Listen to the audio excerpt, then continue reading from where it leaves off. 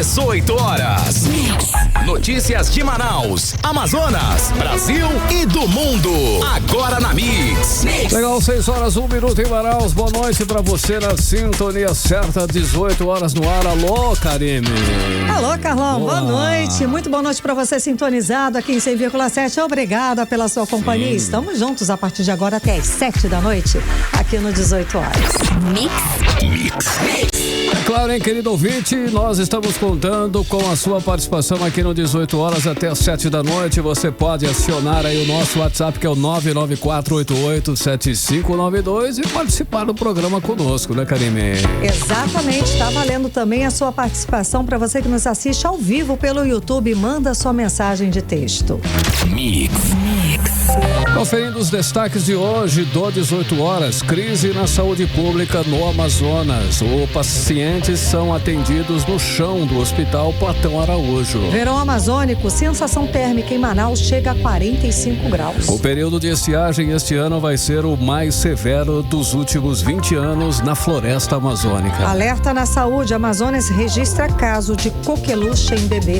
Legal, são 6:02, hein? Muito obrigado pela sua participação, pela sua companhia aqui em 100,7. Estamos juntos, começando mais uma edição do 18 horas. Os destaques, hein? Você confere o que aconteceu hoje, quarta-feira, 21 de agosto de 2024, aqui no melhor mix do Brasil. 18 horas no ar. 18 horas.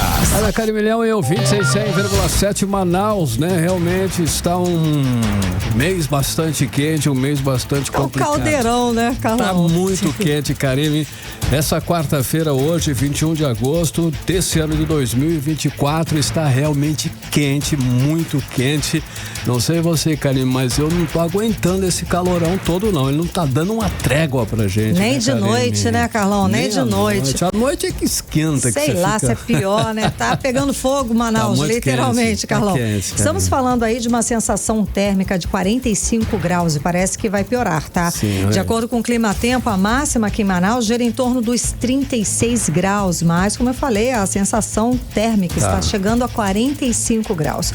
Isso mesmo, gente, 45 graus. Isso, e segundo o Instituto Nacional de Meteorologia, a previsão é que essas temperaturas se mantenham até o fim de semana altas, né?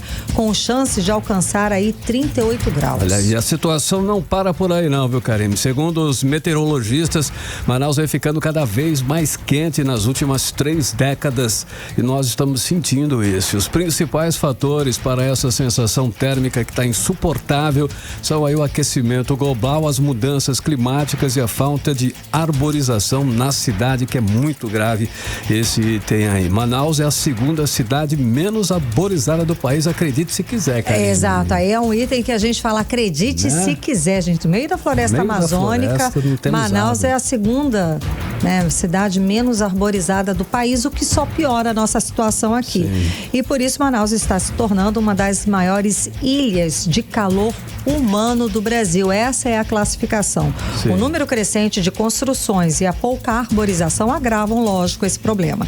E sem um plano de adaptação, a tendência é que esse cenário piore nos próximos anos. Ou seja, né, Carlão, vamos derreter. É isso aí, Karime. É alarmante, inclusive, essa situação, e não é fácil. A gente tem que realmente ficarmos preocupados.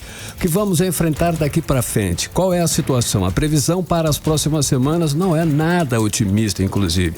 E a falta de chuvas só vai agravar ainda mais a situação. E a fumaça e tudo mais, né, Karime? Nossa, o cenário tá bem, tá muito ruim pra gente, ó. Falando em chuva ou falta de chuva, o Rio Negro atingiu a cota de 22 metros e 36 centímetros hoje de manhã, ou seja, de ontem para hoje, gente, o rio secou mais 20 centímetros aqui no Porto de Manaus. Inclusive, o Serviço Geológico do Brasil já alertou que o rio está 90 centímetros abaixo da faixa de normalidade. Olha aí, Karime, já estamos inclusive vivendo uma estação seca mais grave do que a do ano passado. O governo federal afirmou hoje que o período de estiagem este ano vai ser o mais severo, sim, dos últimos 20 anos humanos aqui na nossa floresta amazônica. Exatamente, Carlão. Inclusive, o Ministério da Integração e do Desenvolvimento Regional aprovou o repasse de 11,7 milhões de reais para combater a seca na região. Essa verba vai ser destinada para ações da Defesa Civil aqui do Amazonas e de Roraima. E nós temos aí as eleições, né, Karime? As eleições vão acontecer agora em outubro e a estiagem pode, inclusive, provocar mudanças de locais de votação no interior do estado. E é uma situação bastante delicada essa, né? Já é difícil o acesso. Com essa situação, piora ainda mais. Inclusive, o TRE do Amazonas está fazendo aí o monitoramento da vazante e repassa informações para o juiz eleitoral. Normal já é difícil o acesso, né, Pois Karine? normal já é uma estratégia de guerra, literalmente, né? Essa é a questão de eleição. Imagina com a seca.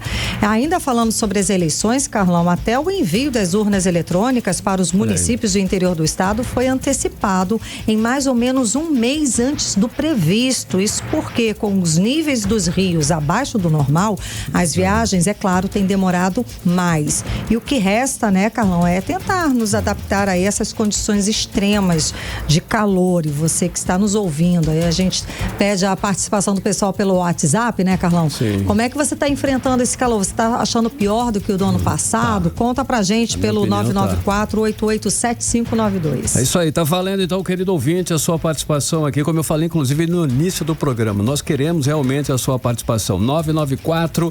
994-887592 é o nosso WhatsApp. Vamos ver aí como estamos enfrentando esse verão amazônico, né? Que tá, né? Realmente, Karime, tá, né? A gente fica meio assim, meio maluco, né? Não, gente, sem condição. Tá sem condições. E é perigoso, né? Porque, enfim, aquece tudo, a gente tenta esfriar. Acho que tá todo mundo usando muito ventilador, ar-condicionado, e o sistema elétrico, que a gente sabe, não é nenhuma maravilha, sobrecarrega e, é claro, corre risco, né? De curto-circuito, superaquecimento, coisas assim. 6:07, você no melhor Mix do Brasil. Mix. Olha, gente, um vídeo que viralizou nas redes sociais aqui em Manaus nesta quarta-feira mostra o caos que virou Karime ouvintes, a rede pública de saúde no Amazonas. E não é novidade pra gente, né, Carlão? Não é de hoje que a gente fala que existe uma crise na saúde pública do estado, como a gente sempre fala aqui. Bom, nesse vídeo, Carlão, mostra os pacientes sendo atendidos no chão do Hospital Platão Araújo, tomando medicação e até recebendo transfusão de sangue no chão, porque simplesmente, óbvio, não tem leitos, não tem cadeiras, não tem como atender com dignidade esses pacientes. Situação, hein, Karime? Não para por aí. O vídeo também mostra um rapaz ferido, deitado no chão do hospital, e só depois que a mulher começa a filmar é que os funcionários vão lá e conseguem uma cadeira para ele. A gente vai ouvir, inclusive, mais sobre esse caos na saúde do estado agora na reportagem de Odinera hoje.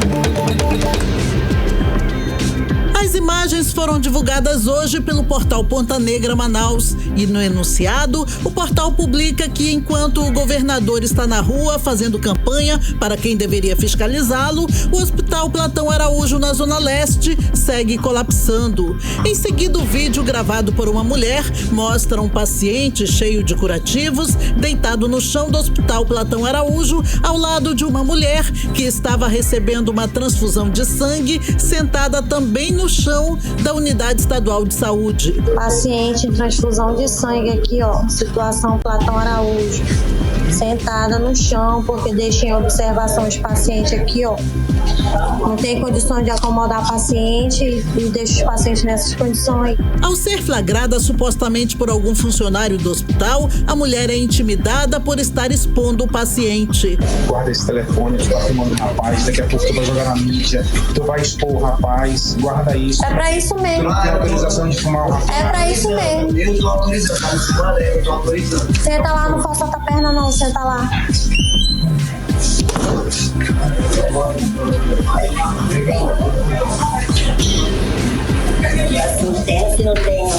Pra que bota em observação se não tem condição de estar aqui com o paciente aqui, ó? Peraí. Não. Assim não. Apoia aqui, ó. Eu vou te pegar aqui, ó. Somente quando a mulher começa a filmar é que os agentes de portaria providenciam cadeiras para o rapaz deitar. Vai doer o meio da costa dele se ele deitar aí. Pode ir embora? Não tem como ficar aqui, como eu assim. O deputado estadual Wilker Barreto, que integra a Comissão de Saúde da Assembleia Legislativa do Amazonas, diz que as imagens do Hospital Platão Araújo não são diferentes de outras presenciadas e denunciadas por ele em fiscalização na rede pública de saúde. Comprovam há muito tempo o abandono da saúde, que se agrava cada vez mais. De uma central de medicamento que gasta milhões e os remédios não aparecem, da falta de pagamento de terceirizados e de uma rede que está literalmente sobrecarregada, que não tem condições de assistir a capital, muito menos o interior. O interessante é que essas informações já são notórias pelos políticos, mas essa é a realidade triste hoje que passa o povo do nosso estado. Um total abandono e um silêncio gigantesco daqueles que tinham a obrigação de defender o povo. Calam-se, vai entender os interesses, né? O 18 Horas tentou ouvir a Secretaria de Saúde do Amazonas e o governo do estado sobre a denúncia de falta de condições de atendimento no Platão Araújo, mas até o fechamento da reportagem, eles não enviaram resposta. Odneia Araújo para o 18 Horas. Você está ouvindo 18 Horas. Olha, em uma outra unidade de saúde no Hospital do Câncer, que é de responsabilidade também do governo do estado, o dia foi de sofrimento para pacientes e familiares, Karime. Pois é, Carlão, não foi fácil não, tá? Porque segundo essas denúncias também nas redes sociais, os pacientes, escuta essa, em tratamento de quimioterapia, estamos falando de tratamento de câncer, que não pode ser interrompido, pois é. Mas esses pacientes, eles tiveram que voltar para casa por falta de medicamentos. Vamos acompanhar mais agora com Rodrigo Soares. A falta de medicamentos na rede pública de saúde em Manaus vem se arrastando há tempos.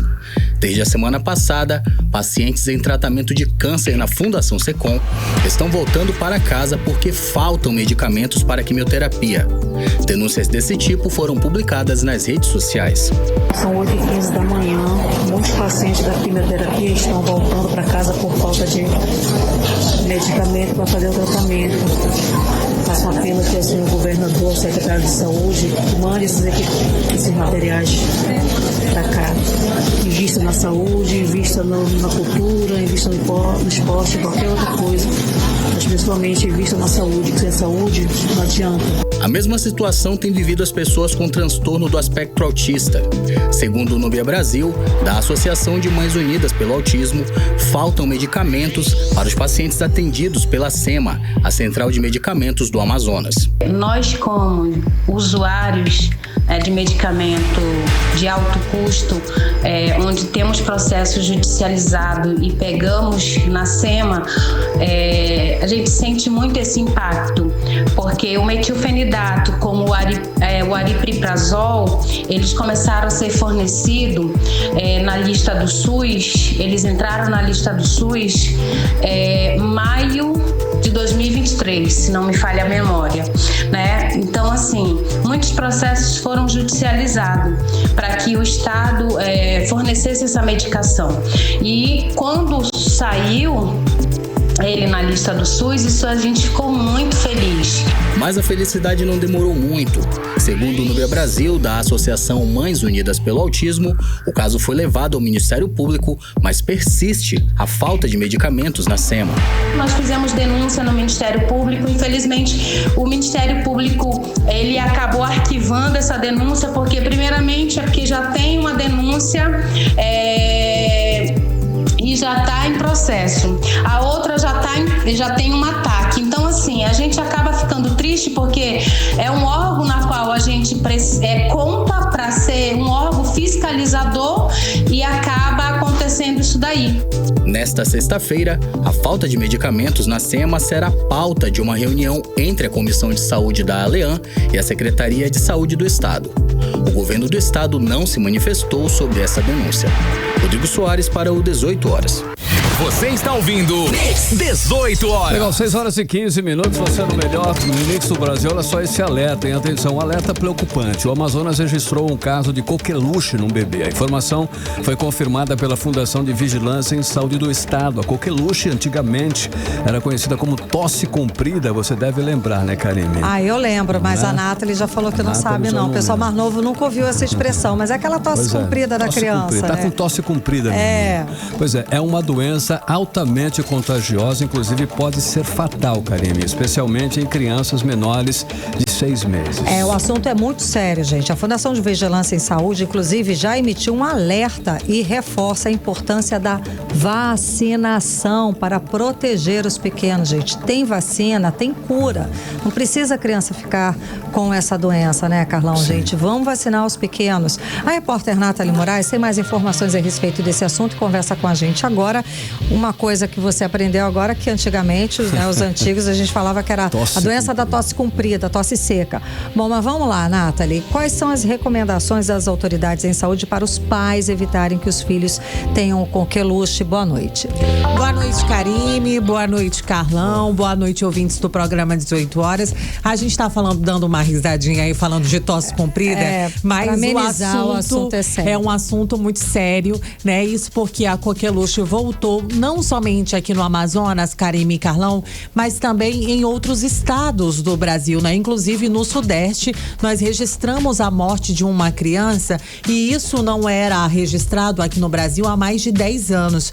A coqueluche era uma doença praticamente erradicada, né? Era uma doença que a gente não ouvia mais falar e que, infelizmente, voltou agora. É uma doença, né, que a gente pode caracterizar por tosse seca, falta de ar, são sintomas muito comuns, né? E assim, além da dor de cabeça, como eu disse, essa era uma doença que a gente não ouvia mais falar aqui no Brasil e que agora voltou. Vale a gente reforçar que a coqueluche, ela é uma doença altamente transmissível. E olha, Karine e Carlão, ela se espalha com facilidade pelo espirro, pela fala e ela fica ainda pior aí em ambientes menos arejados. Fechados. São as gotículas, né? Aquelas gotículas ou a gripe, aquelas gotículas contaminam.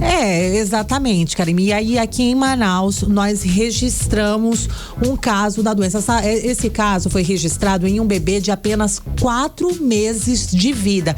Essa informação foi confirmada pela Fundação de Vigilância em Saúde aqui do Amazonas, né? E aí, como eu disse, a coqueluche é uma doença grave, contagiosa, mas ela pode ser prevenida. Como? Através da vacina. A vacina pentavalente, ela deve ser aplicada inicialmente nos 2 meses de vida, a segunda dose aos 4 e a terceira aos 6 meses de vida, obedecendo sempre aí um intervalo de 60 dias entre as doses. É importante a gente reforçar, Karine, que as crianças, principalmente as crianças, elas devem ser vacinadas até os 7 anos de idade contra a coqueluche, né? E aí a Fundação de Vigilância em Saúde aqui do nosso estado, diante desse caso registrado aqui na nossa capital e de tantos outros casos registrados no restante do Brasil, eles emitiram um alerta reforçando as notificações de que todas as crianças precisam ser vacinadas, não somente aqui na nossa capital,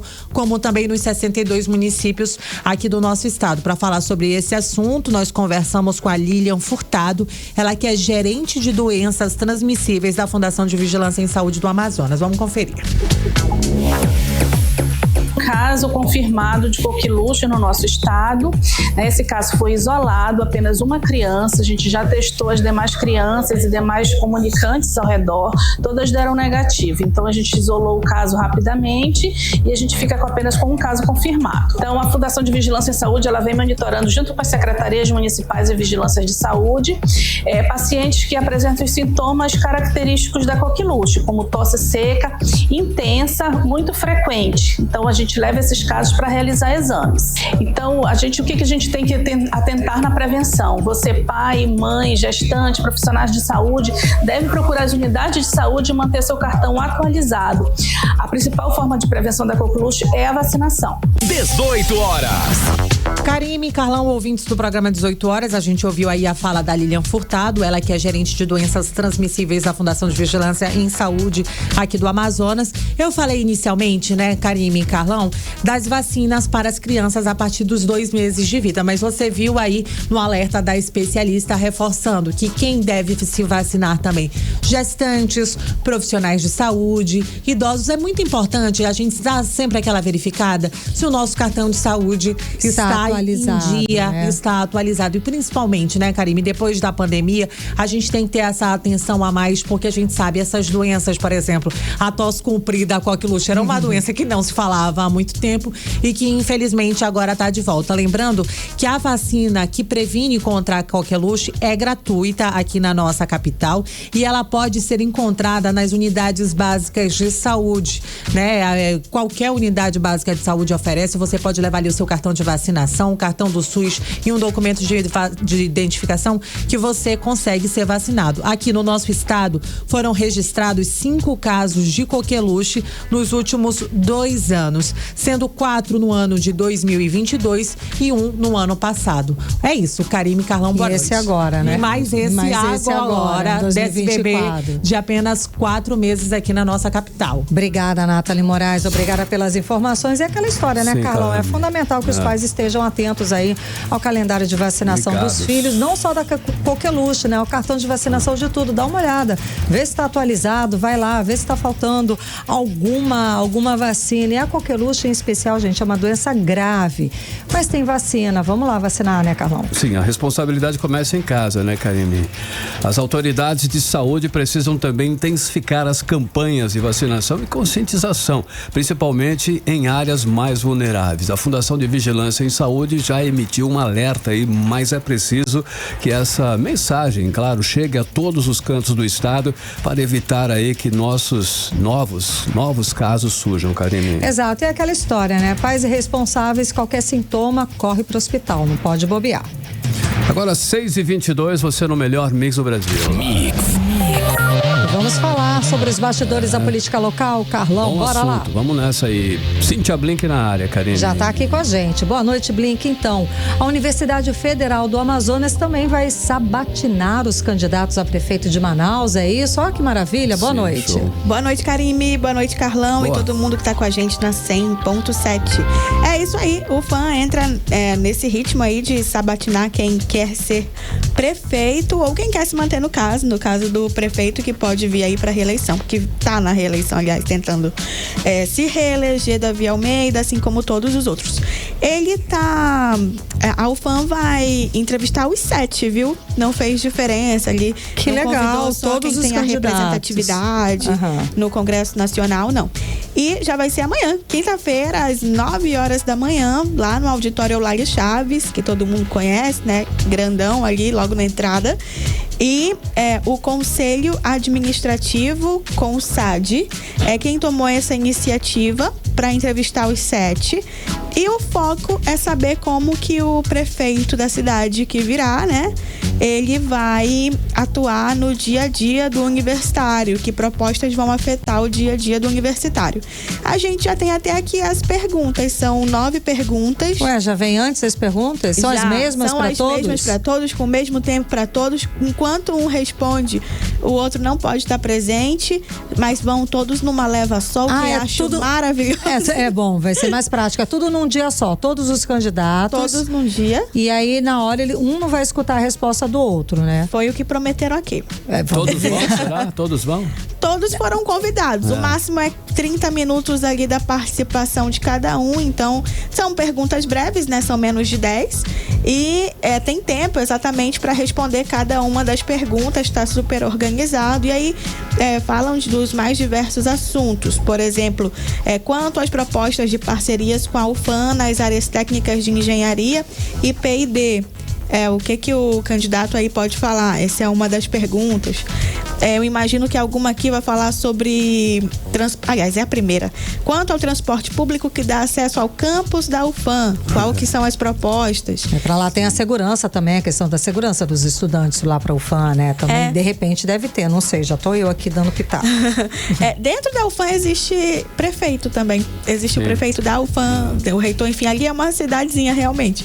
Mas, de fato, o que a UFAM está dentro de Manaus, pelo menos a sede. Então, aquilo que acontece no município afeta também quem estuda ali dentro. Então, achei uma iniciativa super bacana e amanhã vai rolar. Eles vão falando de creche, de hospital, de uma série de coisas. Enfim, tudo que propõe a gente conhecer melhor quais são as propostas, quais são a iniciativa, né? O que pensa aquele ser humano que quer ser prefeito de Manaus, não é o cargo mais fácil do mundo, a gente tá disposto a ouvir. Eu vou passar lá para ver o que esse povo vai dizer. Boa, Blink. Ei, Blink, quais são os candidatos a prefeito das cidades do interior que declararam serem mais ricos? Os tem a baba.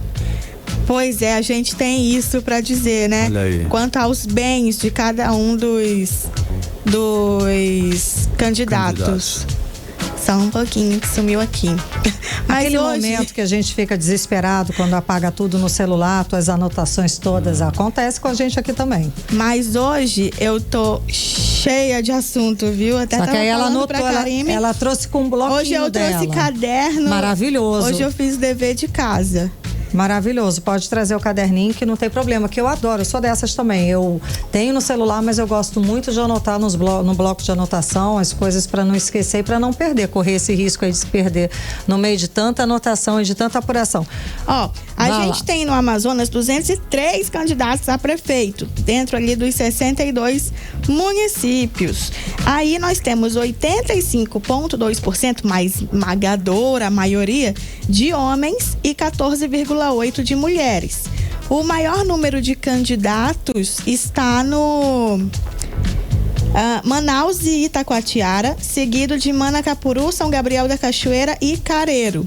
Aí, falando dos bens declarados, nós temos o Gerimar Nogueira, candidato a prefeito no Careiro, é o que possui o menor patrimônio.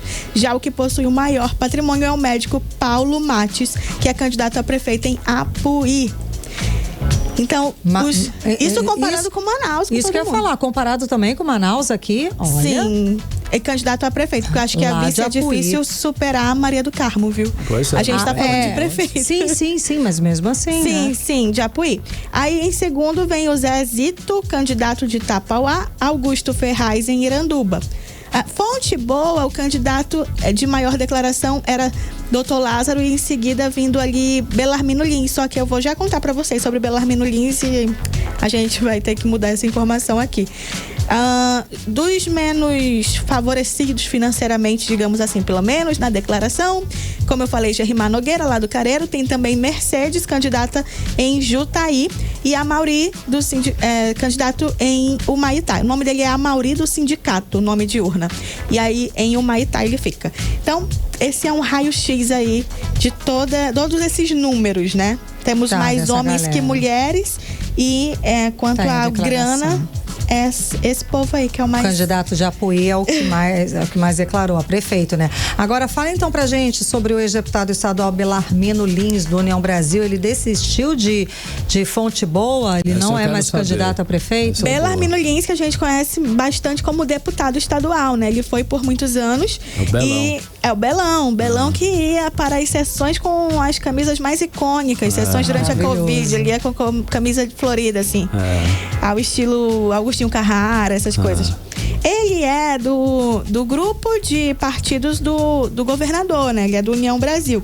E ele declarou ao lado do governador, em um vídeo que aparece o governador, o filho dele, Jorge Lins, que é deputado estadual no Amazonas, ele declarou que desistiu da candidatura. Ele fala por uma questão interna corporis, uma questão de dentro do grupo, traduzindo aí do latim. Desistiu de Fonte Boa, mas ele não só desistiu, como ele tem um lado. Então ele vai apoiar, ele desiste para apoiar o médico Dr. Lázaro, que é do Republicanos que está junto ali desse arco de partidos do governador Wilson Lima. E junto com o vice dele, que é o ex-prefeito, que é o Suê. Então, Belarmino e o seu vice, ele e Júlio Lins, retiram a candidatura para apoiar a candidatura de Dr. Lázaro e do ex-prefeito Suê. Isso tudo com apoio de Wilson Lima. Olha aí. E brinca, o ex-deputado estadual, Não, essa você já falou. Eu já falei tudo, né? Mas eu tenho mais coisa para falar. Tem as pautas do Tribunal Regional Eleitoral, que foram sobre propaganda eleitoral antecipada. Mas as decisões mais importantes do dia com relação a isso. Que eu destacaria, é porque hoje o dia inteiro foi sobre isso. A gente teve 3 sustentações orais, que é quando os advogados pegam lá a palavra para falar. Isso tem sido mais comum, mas eu não vejo tanto quando acompanho as sessões. Hoje teve 3. Então, eu acho que a mais... Eu queria sair hoje do Tribunal Regional Eleitoral sabendo o que é propaganda eleitoral antecipada. Por quê?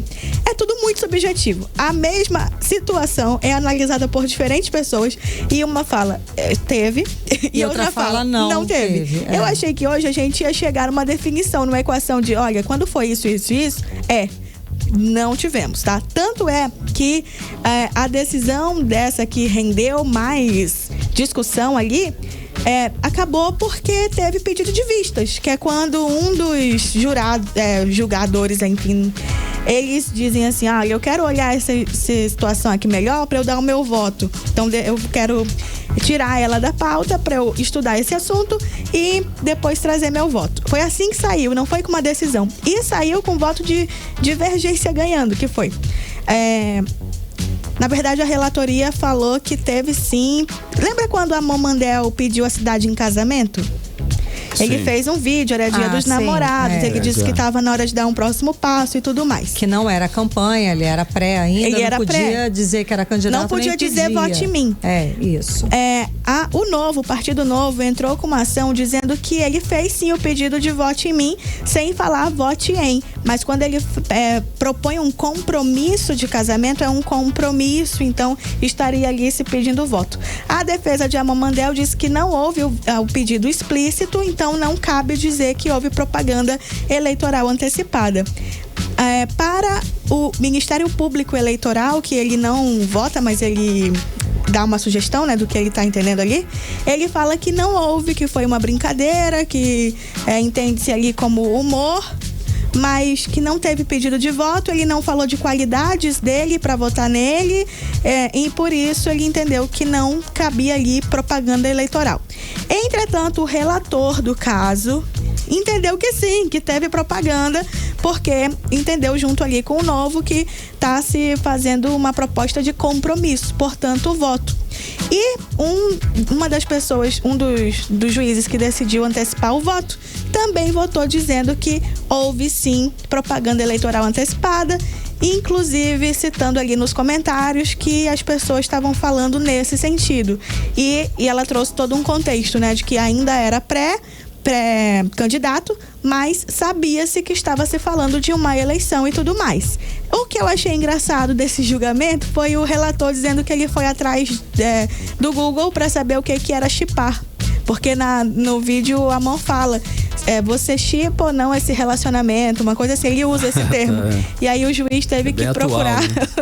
Mas ainda bem, pelo menos ele foi pesquisar, né? Ele foi pesquisar. E não decidiu sem conhecer todos os fatos. Sim, aí ele falou, e aí fala de um relacionamento, é um relacionamento que as pessoas apoiam ou não, então, enfim. Então não há um consenso.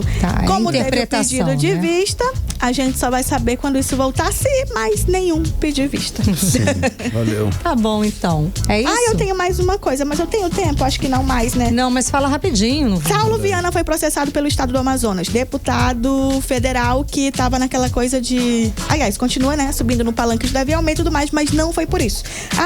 Quer dizer, a gente acha que pode ser por isso, mas aqui buscaram outro caminho. A Procuradoria-Geral do Estado processou ele em 40 mil mais pedido de retratação porque ele fez afirmações inverídicas segundo o estado do Amazonas. Qual foi a afirmação? Ele estava em Parintins e disse que o governo do Amazonas deixou de transportar pacientes para disponibilizar aeronaves para um evento político no município, porque no mesmo dia que teve Matheus Assayag lançando ali sua convenção, Matheus Assayag é o time contrário do qual Saulo Viana se faz presente ali. Brenda Dianá estava também fazendo sua convenção. E ele disse, estão disponibilizando a aeronave para vir para comício, para vir para a convenção da Brenda, mas para quem está precisando... Que é apoiada pelo governador. Isso. A Brenda, mas para quem está precisando de transporte, não está tendo, por questões de saúde. E aí a instituição fala que não teve nenhum aluguel de aeronave e que teve paciente transportado, mas não de Parintins. 5 pacientes de outros municípios.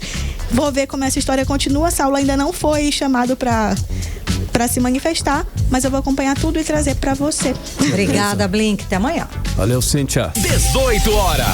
Olha, ontem nós falamos sobre o caso do bebê de 20 dias que foi resgatado pela Polícia Civil depois de ter sido vendido para o tráfico humano pela própria mãe, que tinha que pagar a dívida com traficante de droga, Karine. Carlão, e segundo a polícia, a bebê já está sob proteção do sistema de acolhimento e na responsabilidade do Juizado da Infância e da Juventude. O repórter André Meirelles traz as atualizações. O bebê recém-nascido, usado para pagar dívida com tráfico de drogas em Manaus, está agora sob proteção do Juizado da Infância e da Juventude. O resgate do bebê aconteceu nesta terça-feira na zona norte de Manaus. A mãe da criança, uma jovem de 19 anos, dependente química, também vai ser responsabilizada por tráfico de drogas e falsidade ideológica, já que, segundo a polícia, falsificou uma certidão de óbito logo depois do parto em uma maternidade pública. Durante cumprimento de mandatos de prisão e de busca e apreensão, foram encontrados um atestado de óbito falso e outros documentos referentes ao recém-nascido, como explica a titular da DEPCA, Delegacia de Proteção à Criança e ao Adolescente, Juliana Tuma. Nós identificamos especialmente que ficou configurado que essa genitora, ela entrou na maternidade com identidade falsa, apresentando documento falso, após dar à luz, ela deu à luz com o nome de outra pessoa, por uma intermediadora passou a uma terceira pessoa que não é sua familiar. Essa criança não tinha sido registrada até o dia da operação, mas ainda foi simulada a morte desse bebê, foi apresentado inclusive um atestado de óbito falso. Juliana Tuma também explicou que 2 mulheres suspeitas de envolvimento no caso foram presas e vão responder por tráfico de drogas e falsificação de documento público. A mãe também, a genitora também responderá, apesar de não ter sido presa na ocasião da operação. Ela também responderá pelo tráfico de pessoas, a falsificação de documento público e especialmente falsidade ideológica, porque entrou na maternidade com documento falso, e encaminharemos tão logo seja possível esse procedimento à Justiça Estadual para apreciação. Na operação, apenas as 2 mulheres que são irmãs foram presas e estão à disposição da Justiça. André Meirelles para o 18 horas. Você está ouvindo 18 horas. Agora são 6 horas e 37 minutos. Você no melhor Mix do Brasil. Olha só, daqui a pouquinho você confere aqui no 18 horas. Serasa revela que o valor médio das dívidas da população do Amazonas registrou queda de 1,8%. Esse é o nosso assunto em instantes já. 18 horas. Olha só, agora nós vamos conferir a previsão do tempo e temperatura para amanhã. Amanhã, quinta-feira. Karine Leão. Previsão do tempo. Segundo informações do Clima Tempo, para amanhã a previsão é de sol com algumas nuvens, mas não há previsão de chuva. A mínima prevista 26 graus, a máxima pode chegar a 37 graus. A umidade relativa do ar fica em torno de 31% e 81%. Mix. Olha só, a Amazônia enfrenta a pior temporada de queimadas nos últimos 17 anos. O intenso período de seca associado à ação humana resultou em um número alarmante de focos de incêndio. A fumaça densa já se espalha aí por um vasto corredor, afetando diretamente a qualidade do ar em 10 estados brasileiros. E as áreas mais impactadas incluem o Amazonas, Rondônia, Acre e Mato Grosso, com efeitos devastadores, tanto para o meio ambiente quanto para a saúde pública. Olha só, além dos danos ambientais, as queimadas têm gerado uma crise de saúde nos estados atingidos. Hospitais registram um aumento significativo de atendimentos por problemas respiratórios, especialmente, é claro, entre crianças e idosos. E os especialistas alertam, é claro, que se medidas urgentes não forem tomadas para controlar os incêndios, as consequências podem ser ainda mais catastróficas, com impactos a longo prazo para a biodiversidade, para as comunidades locais que dependem da floresta para sobreviver. Olha só, e com a seca que atinge o Amazonas, os acidentes com arraias podem se tornar mais frequentes. A diminuição do volume de água faz com que essas arraias se concentrem em áreas mais rasas e acessíveis, aumentando assim o risco de acidentes. Pois é, Carlão, e nos últimos anos, mais de 40 municípios registraram acidentes com arraias aqui no Amazonas. E a tendência é, claro, que esse número aumente por causa da seca. A repórter Nathalie Moraes traz mais detalhes a respeito do assunto. Os rios do Amazonas apresentam níveis preocupantes. A seca tem se mostrado severa e o nível mais alarmante é no Rio Solimões, com menor nível para o mês de agosto da história. A estação no município de Tabatinga registrou 2 centímetros, enquanto a média para este período é de 4,45 metros. Este cenário reforça a importância de alguns cuidados, como a de prevenção de acidentes com arraias. Na estiagem, a redução do nível das águas pode elevar o risco de contato com esses animais, que costumam se deslocar para áreas mais rasas e pouco profundas.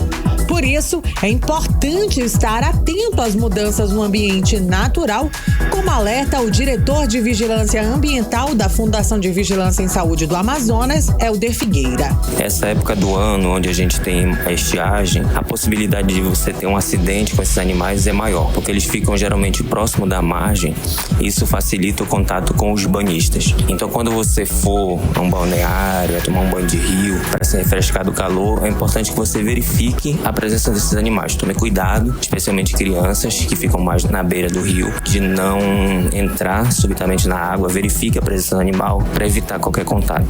Nos últimos anos, foram registrados 833 casos de acidentes com arraia aqui no Amazonas. Eles geralmente acontecem quando as pessoas pisam no dorso do animal, que introduz o ferrão na vítima. Algumas medidas devem ser tomadas depois do acidente, como explica o especialista. Se por um acaso você for ferroado por uma arraia, é importante que busque auxílio da unidade de saúde para verificar o acidente, tomar as providências, fazer a limpeza adequada e também evite o uso de remédios caseiros ou aplicar qualquer substância em cima da ferroada. Isso pode agravar o quadro, porque pode infeccionar. De acordo com informações das secretarias municipais de saúde do interior, 40 municípios aqui do Amazonas registraram casos de acidentes com arraia no período de 2019 a 2023. Nathalie Moraes para o 18 horas. Você está ouvindo 18 horas. 6h42, você no melhor mix do Brasil. Participe conosco do nosso programa, o nosso WhatsApp aí, ó, 994887592, 994887592. Anote aí, tá valendo a sua participação. Karime, no início do programa nós falamos, do calorão intenso que tá em Manaus. Exatamente, né? A gente perguntou como é que você tá enfrentando esse calor. E aí, Carlão? Os nossos ouvintes participaram. Olha só, Stephanie Feitosa, lá do bairro Monte das Oliveiras, inclusive mandando um alô pro marido dela, que é o Marcelo Andrew, que trabalha na oficina do Roberto no Novo Aleixo. Ela fala o seguinte: realmente Manaus está pegando fogo, Karime e Carlão. Que Deus nos abençoe. Estou ligada aqui no 18 horas. Obrigada pela audiência, lindona. Stephanie Feitosa. Bom, o Bruno Henrique, do Parque 10, mandou um áudio pra gente. Vamos ouvir. Boa noite, Karime. Boa noite, Carlão. Boa noite, pessoal aí. Tô escutando aí a programação, as notícias aí a respeito da seca, né? Desse ano, que desde o ano passado que vocês anunciam, não só vocês, mas grande parte dos meteorologistas aí vem anunciando que a seca desse ano seria muito pior do que do ano passado. E as autoridades aí, os governantes, parece que fazem pouco caso, né? Até brincam com a nossa cara. Chegando o tempo de eleição, como vocês bem lembraram aí, o que fizeram? Mandaram urnas eletrônicas bem antecipadamente para a população poder votar. Mas aí, quando vai se aproximando a questão da estiagem, ou de dificuldade do acesso para levar alimento e água potável, o que o governo faz? Estoca água aí, gente. Estoca alimento. Pois é. É uma ironia, né? Ou seja, eles não vêem ser humano, vê somente uma pessoa que vai votar, que é mais importante. 18 horas. É isso aí, Karine. O Bruno Henrique tá cheio de razão, né, uma análise maravilhosa. Já que tá adiantando o envio das urnas, adianta também o envio de água potável, comida e medicamentos. E outra que ele falou, avisado, todo mundo tá sendo já há algum tempo. Que ele acompanha a gente aqui, a gente já tem falado disso há muito tempo. Valeu, muito boa análise. Olha só, Karine, Paulo Henrique Esperidião, ele comentou o seguinte: cheguei recente para morar aqui em Manaus e é muito quente aqui mesmo. Vivo com ar-condicionado ligado no carro e em casa, no toco. Dizem que aqui em Manaus tem 2 estações, eu acho que é quente e fervendo. Abraço. São 4, quente, mormaço, fervendo. E tem assim com chuva ou sem chuva também. São várias estações, né? Mas é quente sempre mesmo, viu? E o Orlando César Gonçalves mandou mensagem dizendo o seguinte: nem nós, amazonenses, estamos conseguindo suportar esse forte calor. Só ando com o ar-condicionado ligado no carro e aumentando o consumo de combustível em 30% por causa do uso. Mesmo com combustível caro, não tem como não usar o ar-condicionado, sem dúvida, tá? De derreter mesmo. Obrigada pelas participações. Valeu, Stephanie, valeu, Bruno Henrique, valeu, Paulo Henrique, valeu, Orlando César. Participe também, 994887592, valendo a sua participação aqui no 18 horas. Mix. Carimilhão, o mapa na inadimplência da Serasa apontou que no Amazonas houve um leve crescimento no número de inadimplentes em julho. Olha só, Carimilhão, cerca de 1,4 mil novas pessoas entraram na lista. Não tá fácil para ninguém, a gente tá sabendo, né, Carlão? O repórter André Meirelles, ele acompanhou o novo levantamento do mapa da inadimplência e renegociação de dívidas da Serasa e traz pra gente os detalhes ao vivo. Boa noite, André Meirelles. Então, em relação aos segmentos com maior percentual de dívidas aqui no estado do Amazonas, segundo o mapa da Serasa, como é que está a situação de inadimplência no estado em relação ao restante do país? Muito boa noite, Karine e Carlão. Boa noite a você, ouvinte que nos acompanha. Olha só, teve sim essa redução no valor médio dos débitos dos brasileiros em julho, né? Onde aí, segundo a Serasa, essa foi a primeira queda em 6 meses e a maior queda da série histórica desde janeiro de 2020 no país, né? No país a gente está falando. Só que aqui no Amazonas a situação é a seguinte: o mapa da inadimplência da Serasa mostra que no estado a maior parte das dívidas está concentrada na população de 26 a 40 anos, né? Ou seja, os jovens e aí os mais adultos estão gastando um pouco mais, hein? A população economicamente ativa, acho que é aquela que paga conta, paga aluguel, luz, telefone, por aí. Isso, fica aí, né, nessa idade 35,8% representando, seguidos dos que têm entre 41 e 60 anos, que está 35,1%. Assim, quem está acima dos 60 anos está gastando um pouco menos, tem poucas dívidas. É isso, de acordo com a Serasa, sim, está entre os 15%, mesmo tendo a aposentadoria aí, não está gastando muito não. E os que têm até 25 anos, né, os mais jovens aí estão entre 14,1%. Já em relação aos segmentos com maior percentual de dívidas aqui no estado, aqui no Amazonas, segundo o mapa da Serasa, o varejo aparece como principal com 27,95%, seguido de cartões e bancos com 25,68%, financeiras, né, que é aquele financiamento que o consumidor faz, com 14,63%, e utilities, que são águas, luz, gás, com 12,61%.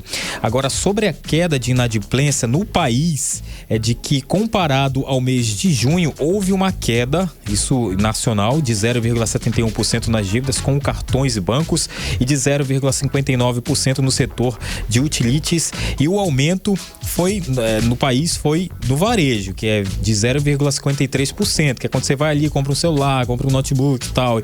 Já aqui no Amazonas também teve essa queda, só que essa queda foi o ticket médio de dívidas por inadimplente, que apresentou essa queda de 1,8%, que saiu aí de R$ 4.662 em junho para R$ 4.578 em julho, né? E pra gente entender como acontece essa negociação de dívidas para tirar as pessoas do sufoco e do mapa da inadimplência, eu conversei com a economista Michele Aracati. Vamos acompanhar.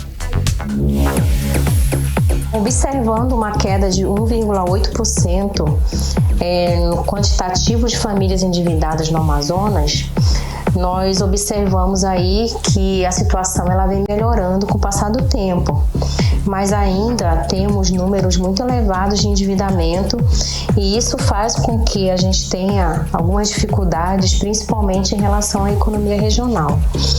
Um dos pontos que eu chamo a atenção é justamente a necessidade da organização do orçamento doméstico, que ela se faz assim extremamente relevante, principalmente porque nós temos aí um grau alto quando a gente fala principalmente da questão da inflação.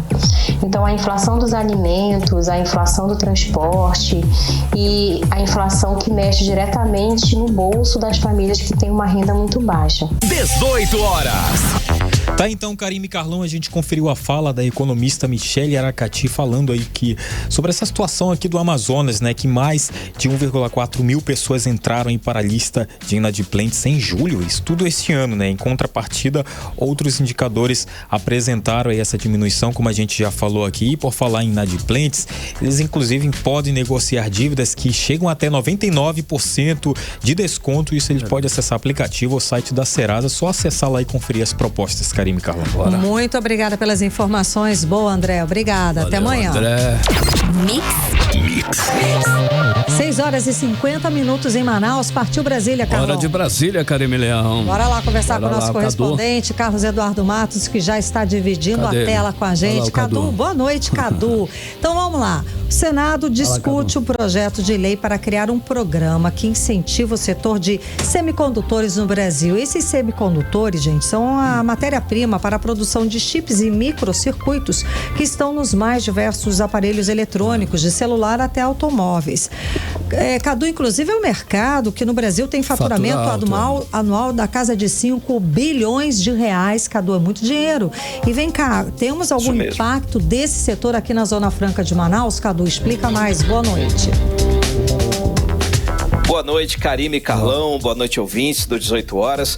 Com toda certeza, Karime, esse PL tem um altíssimo impacto na Zona Franca de Manaus. Por quê? A Zona Franca tem um polo produtor de semicondutores. É um setor emergente que está em franca expansão. Inclusive, um grupo norte-americano anunciou recentemente que vai investir 100 milhões de dólares para instalar uma fábrica de semicondutores aí em Manaus, justamente por causa da lei de incentivo. Isso é mais que geração de emprego, né, Karime? Isso é qualificação de mão de obra de alto nível, é desenvolvimento social para o nosso estado, é colocar o Amazonas num patamar internacional. E esse projeto de lei, que é de autoria do deputado federal Capitão Alberto Neto, apresentado por ele lá atrás, no primeiro mandato dele, em 2020, institui o Programa Brasil Semicondutores para tornar o polo de semicondutores de Manaus ainda mais atrativo para os investidores que querem fabricar chips em território nacional. A lei de informática já garante incentivo ao setor, porém, os benefícios vão perder a validade este ano, Karime. E aí que entra o Programa Brasil Semicondutores. Além de esticar o prazo dos incentivos, ele vai garantir outros benefícios fiscais, como isenção de IPI, PIS/COFINS, adicional de frete, redução do imposto para as embalagens, enfim. Essa matéria estava em discussão desde ontem no Senado, Karime. Primeiro foi aprovada na Comissão de Assuntos Econômicos e hoje foi aprovada no plenário do Senado. O deputado Capitão Alberto Neto mandou uma mensagem para a gente sobre esse assunto. Vamos ouvir o que ele disse. O PL 13, que é de minha autoria, que prorroga os incentivos das indústrias aqui da Zona Franca de Manaus no setor de semicondutores. São mais de 2.500 empregos de maneira direta aqui na Zona Franca de Manaus. Uma grande vitória para a Zona Franca de Manaus, um projeto de minha autoria, conhecido como PL 13, PL da prorrogação da Lei de Informática no Brasil e dos semicondutores, que inclui a Zona Franca de Manaus. Isso é uma grande vitória para a geração de emprego. Vão vir mais indústrias a partir desse projeto para o polo industrial de Manaus. É emprego na veia para a população. 18 horas. Aí a gente acompanhou a fala do deputado federal, Capitão Alberto Neto, autor desse projeto de lei que emprego vai trazer... na veia, ele falou. Tantos benefícios para o estado do Amazonas. Maravilha, Cadu. Show de bola. E aí, Cadu? Isso. Karime, esse PL 13, ironicamente, né? PL 13 do deputado Capitão Alberto Neto. Achei muita graça nisso. Esse PL 13 de 2000. Vamos lá. Falha nossa, né? Que ela disse anteontem. Não. Vamos lá. Enfim. O PL 13 de 2020 é um dos temas estratégicos da SUFRAMA, de expansão da Zona Franca de Manaus. A estratégia, por meio desse PL, é se tornar um polo de tecnologia cada vez mais forte para seguir vencendo as barreiras técnicas e políticas que existem por aí, inclusive aqui em Brasília. Agora, Karime, mudando de assunto, mudando o rumo dessa prosa, hoje o jornal Valor Econômico fez uma reportagem sobre a reforma tributária e expôs uma preocupação do senador Eduardo Braga, que é o relator dessa matéria. O governo havia dito que iria retirar a urgência constitucional para dar uma folga a mais para ele discutir a reforma, né, dialogar com os setores, fazer os ajustes, principalmente as devidas correções sobre o texto que trata da Zona Franca de Manaus. Eu falei sobre isso na semana passada, que era uma vitória do Eduardo Braga, né? Mas ele levou uma pernada do governo. Até agora o governo não retirou a urgência constitucional dessa matéria. Isso aí vai trancar a pauta e vai obrigar o senador a apresentar a proposta do jeito que ela está. Isso coloca muita pressão sobre o assunto. O governo quer aprovar a reforma tributária, a regulamentação, no caso, de qualquer jeito. E hoje à tarde, o senador Omar Aziz falou sobre esse assunto no plenário do Senado, se solidarizando ao colega, o senador Eduardo Braga, fazendo um apelo para que o governo cumpra o que prometeu. Vamos ouvir o que disse o senador. Chegou aqui ao Senado e o relator é o senador Eduardo Braga, da lei complementar que trata sobre a reforma tributária. Essa casa é uma casa que às vezes faz modificações que são interessantes para o país e muitas vezes não são acolhidas. Então, o que eu acho que nós temos que fazer, senhor presidente, é primeiro pedir ao governo que tire a urgência da lei complementar. Nós não temos pressa para votar isso, até porque isso não vai vigorar a partir do ano que vem. Isso vai vigorar daqui a alguns anos. Tempo suficiente para que a gente possa, com muita clareza, aprovar algo que vai ser para o resto da vida. Nós não vamos estar modificando dia de manhã, um dia ou outro, as questões das leis complementares. Isso vai ser sobre a economia do país, a competitividade das empresas brasileiras.